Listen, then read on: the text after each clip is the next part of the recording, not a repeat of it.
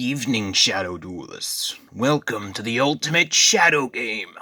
With my new set coming out very soon, Legendary Duelist Rage of Ra. I'm just joking. The whole second persona that's extremely evil while talking about this product has been overdone quite a bit. And I don't think I should be doing it, considering that it took me an entire 3 months just to come back with a new video. But mostly it's because I'm in a new living space. Look at this. My unkept bed, some water bottles, yeah, headphones, books. Very cool. Anyways, today, of course, we're talking about the new set that was coming out this September. I already pre-ordered it. A Legendary Duelist, Rage of Ra. Obviously sponsoring everybody's favorite character, Merrick Ishtar, or better known as Yami Merrick in this version. He has some new support cards for us in his Winged Dragon of Ra to help out getting more consistent, but also there's some other stuff that is inside as well. There's some Mechlord support with Aporia, and there is some Esperova support with Jinzo. I think I mixed those up. Whatever. So yeah, Jinzo stuff, Mechlord stuff, Ra stuff, some really good stuff. But the best thing about it is that there is a new rarity, the Ghost Rare. Sorry, the Ghost Rare. There it is. Winged Dragon of Ra is being reprinted in Ghost Rare in this set, and it is going to be the main chase card if people are not going to go for the actual archetypes. Ra right now is like $7 to $10 on his own, but I've seen all the other pricings to other Ghost Rare cards, and they are insane. So if those are the case, then Ra is going to be absolutely insane once he gets out there on the price range. We also got 9 ultra rares, 8 super rares, 10 rares, and 30 commons. And the set promises 5 cards with at the very least 1 rare, if not a rare and a holo, I believe. So pretty cool stuff. Let's talk about the card list, starting off with the Jinzo stuff, because I don't think I'm the least excited for that. It's not that it's bad, it's just Jinzo's not exactly the best right now. We got Jinzo, the Machine Menace, which basically can summon himself from your hand if you have a trap on the field or in either player's graveyard. And when you do that, his level becomes 6, and he can tribute himself during any of the main phases in order to special summon a Jinzo from your hand or graveyard. Then you can destroy all traps your opponent controls. If a card is set, reveal it. So basically this gives you information, or at the very best, destroys a whole bunch of cards in your opponent's back row. This is going to be extremely good against kind of stall decks that focus on battle traps and floodgates, but honestly, it kind of sucks that Jinzo, the Menace Machine, doesn't have any... Did I just say Menace Machine? Anyways, it doesn't have anything other than making himself level 6 and then summoning out Jinzo. I kind of wish that he had his very own locker, at least a negation on top of being able to summon a Jinzo. I think that'd make him really cool and really good. But overall, as like reprints go, as retrains go, it's not the best, but it's serviceable. Psychic Bounder is your basic Rhoda. On summon, he gives you a search for Jinzo or a spell trap to specifically list him. It also has an interesting effect where if a monster other than him is attacked, you can destroy the attacking monster and Psychic Bounder, which is it's a cool thing, but honestly, most people are not going to be stupid, and they're going to be attacking Psychic Bounder before anybody else. Next up, you have Psychic Mega Cyber. This card can be special summoned if your opponent has more back row than you, which is pretty cool. And if you use this guy to attack and you control a Jinzo and you attack an effect monster, you contribute Mega Cyber in order to make that opponent's monster go into the spell and trap card zone as a continuous trap. So that's non-targeting, non-destruction removal. It makes it a trap, which I guess negates its effects, but honestly, it's already basically trapped in there. It can be something to clog up the field on your opponent's side, or it can just be used as typical removal. I mean, it's very, very funny if you pull off Mega Cyber and remove a Chaos Max because you have a Jinzo. But, not exactly the most consistent thing, especially since most of the time people aren't going to be sending back row, rather than vomiting out a whole bunch of monsters that have negation. Cyber Energy Shock is by far one of the coolest cards in the kind of like signature attack into spell card kind of thing. You target a card on the field and destroy it. Pretty simple, pretty sweet. But it has an effect if you destroy trap, which is pretty cool. Negate the effects of one face-up card on the field until the end of this turn, or all Jinzos you control gain 800 attack. I think the first effect's definitely going to be the coolest one, and the second and third one are just going to be some extra things on the side if you manage to pop a trap. Law of the Cosmos is your basic searcher as well, or you can use him to instantly get a Jinzo on the field with the price of your opponent being able to set a trap directly from their hand or deck to their side of the field. Most people aren't going to be stupid because they know that Jinzo negates traps, but sometimes they do when you get a free Jinzo out of it. Or at the very least, you get a searcher of Jinzo or a monster that specifically lists it. So that's pretty cool. Cosmos channeling is kind of only really works with the new Xyz monster. Basically, you send a monster you control that originally was owned by your opponent to the grave and then special summon a machine monster. So this enables you to basically turn a mind control into a free Jinzo or any of your other machine monsters like Psychic Mega Cyber or Psychic Bounder. But the secondary effect is just so bad. You basically declare a card type when your opponent draws for their draw phase, and if you call it right, guess what you get to do? You send this card to the grave, and then you get to draw a card. Amazing. Basically, just a better freaking upstart goblin. Wow. +1 for getting rid of this card. Its secondary effect is what really you want. The other effect where you get to declare a card in order to possibly draw isn't exactly that good. I mean, if you call it right, then that's going to be some real psychic energy there. Or maybe you just have a whole army of your brothers that look the exact same to help you cheat. Everlasting Alloy is your quick play, along with Cyber Energy Shock. Basically makes it so machines cannot be destroyed out of your opponent's card effects for a turn, or makes it so the card effect when a card or effect is activated that targets a machine you control, negate that effect. So basically it's some machine support for basic machines.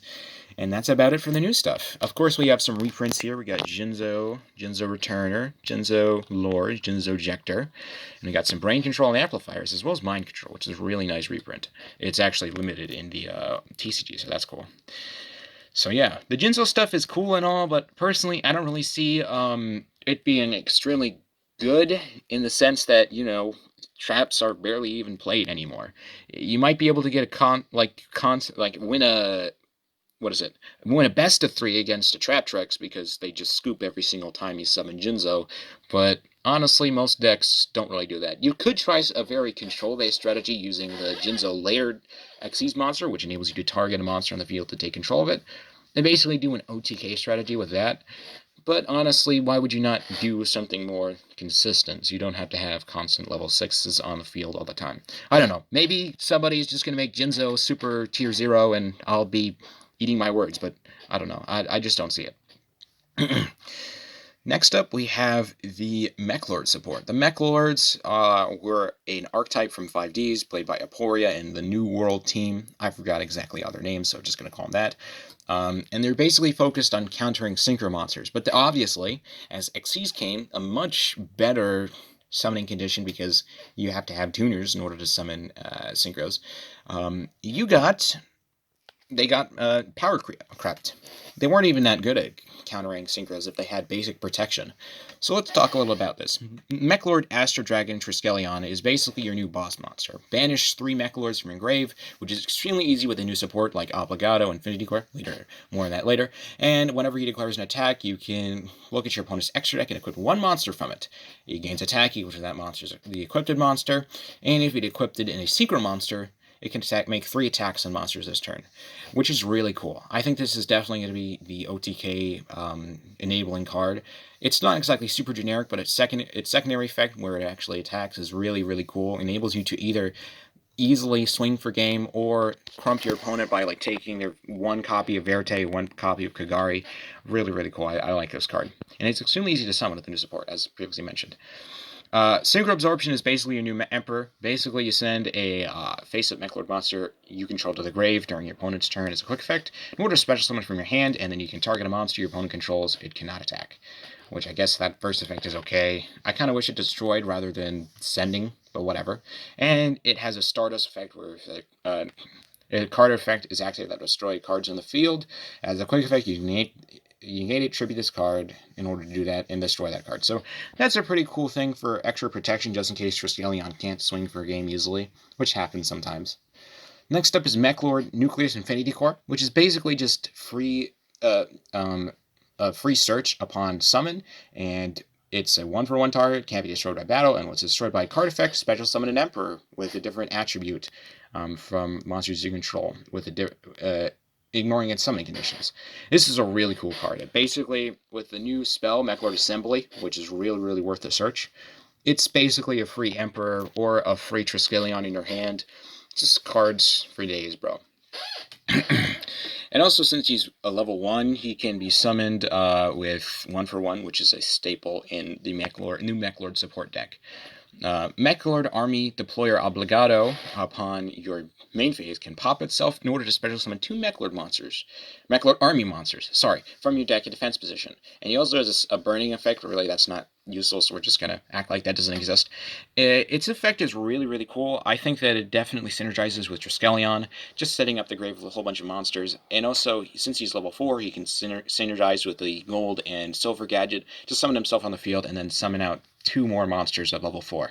So that's really cool. Mechlord Assembly is your basic searching spell. Activate it and add in a Mechlord monster from your deck to your hand when it's resolved. And then you can discard a card to target monster you control and destroy it, which enables you to use Nucleus's effect or summon an Emperor from your hand. And if a face-up Mechlord monsters you control is destroyed by a card effect, target one other face-up spell trap on the field and destroy it. This can be useful against decks that use floodgates or face-up spells, or face-up continuous spells, or field spells. Definitely an interesting card. I kind of wish that it popped any kind of back row, rather than just limiting it to face-up ones. But whatever, beggars can't be choosers. I just like that it destroys something and it gives you a search. Deflection is kind of eh. It basically makes it so you a Mechlord monster you control gains attack equal to the total attack of monsters on your field that have Mechlord in their name. So that basically turns a big monster into an even bigger monster. But the problem is, for the rest of that turn, when that monster attacks, there's no battle damage involving that monster. So you're definitely expected to use this defensively. The secondary effect is what I really like about it. It makes it at least a one-off in my eyes. If a Mechlord monsters you control will be destroyed by a battle or card effect, you can banish this card from graveyard instead. So you can send this off of Assembly in order to get some extra protection for your Triskelion for next turn. Yeah, pretty good. Mechlord Astro the Eradicator basically enables you to special summon to set up with the other Astro monsters, that being Astro McKelly. I can't even see these. The other Mechlord Astro monsters. Okay, I'm just gonna say that and move on. Special summoning 3 Mechlord monsters with different names from your grave or adding them to your hand is really good. And ignores summoning conditions, so you can even summon out Emperor Weisel. It also has a secondary effect. You can banish it to destroy a synchro monster your opponent controls and inflict damage equal to that monster's attack, but honestly, that's kind of situational. Kind of wish it was any extra deck monster. I think that would fit better with the theming, since Triskelion can do any extra deck monster, but whatever. And of course, we have the Emperors inside of the set, which is really nice, and Astros if you want to play those, and the Army monsters, and a couple of the other cards. We're not going to be talking about those. Overall, I think the Mechlord stuff is really cool. Obviously an OTK strategy, but hey, take what you can get. It's better than old Mechlords, okay? And finally, the best of them all, the Winged Dragon of Ra. Yes, that is Ra. He is going to be the Ghost Ray in the set, in case I didn't mention that earlier. Ra's always been kind of an anticlimactic card. In the anime, he had a whole bunch of stupid effects that kind of made him overpowered, but he was obviously toned down for the balance and well-being of the game, and now he's just a shell that doesn't really have anything. He got some support with Mound of the Bound creator, Ra's Disciple, other stuff like that, but that was never enough, so maybe this new support will help you. Well, starting out from the right foot, Egyptian God Slime is a level 10 Water Aqua Fusion effect monster with 3,000 attack and defense. He requires 1 Aqua monster or 1 level 10 Water monster, or the real reason that you'll be summoning him is that you can tribute a level 10 Aqua monster with 0 attack. This includes Guardian Slime, who is this guy right here, as well as Metal Reflect Slime. He is also a 0 attack level 10 Aqua monster. So that's pretty cool. His effect reads that he is treated as 3 tributes, which is really good for Ra, but also the best part about him, he cannot be short of battle, and your opponent's monsters cannot be targeted for attacks, and your opponent cannot target them with card effects, any monsters you control except Egyptian God Slime. So this is basically just a lightning rod for all attacks and all targeting effects, an extra bit of protection for Wing Dragon of Ra if you're able to get both of them on the field. His 3k body, it makes him pretty tough, and even if he has a monster you can't deal with, just flip into defense mode. He can't be destroyed by battle, so pretty good. Reactor Slime is a bit of an interesting clause. He basically enables you to special summon 2 slime tokens to your side of the field during your main phase, but limits you to summoning Divine Beast after that. And a secondary effect, retreat during the battle phase, you can tribute him in order to set a Metal Reflect Slime, and you can activate it at that turn. So this basically enables you to play a little bit more Metal Reflect Slime, in an actual deck consistently, rather than just relying on setting it for a turn and they'll never have Cosmic Cyclone or Twin Twisters, but they eventually do. This will basically enable you to swap out a 500 attack face-up attack position monster with a 3k butt on the board, and also a possibility of getting Egyptian God Slime on the board for next turn. Next up, we have Guardian Slime. Guardian Slime is by far the coolest card in the set. The only thing that really holds it back is its special summon clause. You have to take battle or effect damage, which isn't really that hard. Either you let your opponent run into you, or you can take any effect damage from monsters like, what is it? I'm trying to remember. Trick Clown, yeah. Perform Mage of Trick Clown, which basically burns you for 1,000 if you special summon it from the grave. And after you take battle or effect damage, you special summon it from your hand. During damage calc, if he's dealing in battle against an opponent's monster as a quick effect, he can make himself gain defense equal to that opponent's monster's attack during that damage calculation only. So that's once per turn, basically enables you to get some extra protection. And hey, this is the perfect bait for any people who want to drop a max and think, oh, that's a 0 defense monster, I can attack right through it. Nope, you can't. And if he's sent from the hand or field to the grave, you can add 1 spell trap that specifically lists Wing Dragon of Ra, which includes Ancient Enchant, Blaze Cannon, Millennium Revelation, and Sun God Unification, which is the new support cards. I think the monsters are pretty good. Reactor Slime, it kind of sucks because you have to have Ancient Enchant in order to work with him, but when he works pretty well. Egyptian God Slime is definitely going to be the main thing that people are going to be looking for, along with the Wing Dragon of Ra Ghost Rare. And Guardian Slime is really good as well. Ancient Chant is basically a searcher for Wing Dragon of Ra on activation and gives you another tribute summon, which is really good. Obviously synergizes with Reactor Slime. And you can banish it from the grave in order to transfer the attack of monsters tributed for Wing Dragon of Ra. So if you tribute an Egyptian God Slime or a Reactor Slime, that means you'll have 3,000 attack from God Slime or 1,500 attack from Reactor Slime and his 2 tokens, which is really cool. Blaze Cannon basically gives your Ra a bunch of protection, as well as making it enabled to tribute monsters that haven't attacked yet in order to transfer all of their attack into Ra as well, which basically enables you to hit for the big finish.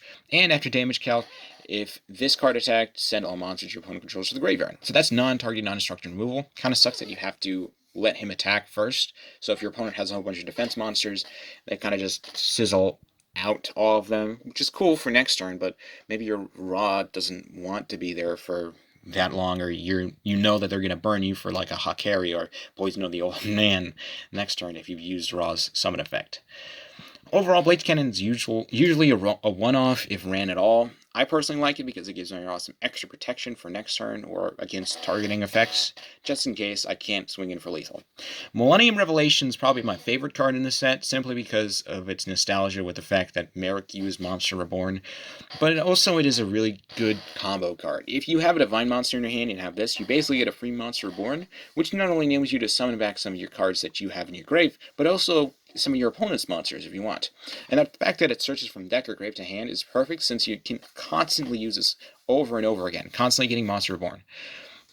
You can and also it enables you to tribute it in order to special summon Wing Dragon Ra with Monster Reborn, ignoring summoning conditions, which basically enables you to summon out Wing Dragon Ra. And if you have Sun God Unification, at the very most you get his on summon effect, or at the very least you get to pay a stack in order to destroy some monsters. Millennium Revelation can only be used each effect once per turn, obviously. I think it's a really cool card, at least a one-off in my deck. Sun God Unification is a really cool card. Basically how it works is that if you control monsters whose original name is Wing Dragon of Ra, you can activate this effect. You can activate this card the turn it was set. So it's a trap. It's a continuous trap that can be activated the turn it's set if you control Ra. During the main phase, you can pay life points until you only have 100, and then those go to a special summon Ra. So this works with Millennium Revelation, or maybe you summon him with some other method, like what is that? Sphere mode, all that good stuff. And also you contribute a Winged Dragon of Ra, gain life points equal to its attack on the field. So this basically enables you to say, oh heck, they're about to win with Carry Poison on the old man. I don't know why I keep bringing that up. Sun God Unification basically enables you to say a psych, I get all that life points back, and you're able to play Raw and live for another day.